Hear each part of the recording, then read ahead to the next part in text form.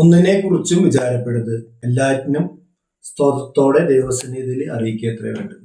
പലപ്പോഴും നമ്മുടെ ജീവിതത്തിലെ പല കാര്യങ്ങൾക്ക് വേണ്ടി നമ്മൾ ബുദ്ധിമുട്ടിയിരിക്കുക. ഞാൻ പ്രാർത്ഥിച്ചുകൊണ്ട് വിഷയങ്ങൾ ചിലപ്പോൾ നടക്കാത്തതായിരിക്കാം.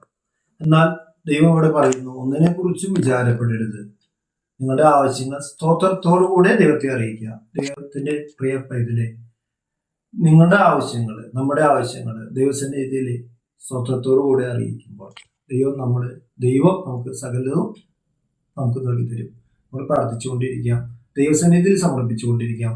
ദൈവം തീർച്ചയായിട്ടും നമ്മുടെ ഐക്യത്തോടെ, സ്നേഹത്തോടെ, താഴ്മയുള്ള പ്രാർത്ഥനകൾ സ്വർഗസ്ഥന്റെ പിതാവിൽ നിങ്ങൾ എത്തുമ്പോൾ ദൈവം നമുക്കായിട്ട് വൻ കാര്യങ്ങൾ ചെയ്തു തരും. പ്രിയപ്പെട്ടവരെ, ഒന്നിനെ കുറിച്ചും വിചാരപ്പെടാതെ ഇരിക്കുക. ദൈവം നമ്മുടെ കൂടെയുണ്ട് എന്നുള്ള വിശ്വാസത്തിൽ മുന്നേറുക. അങ്ങനെ ആയിരിക്കുമ്പോൾ നമ്മുടെ ജീവിതം ഉന്നതിയിലേക്ക് നമുക്ക് ഉദിക്കുവാനും സമാധാനത്തോടെ, സ്വസ്ഥതയോടെ ജീവിക്കാനും സാധിക്കും.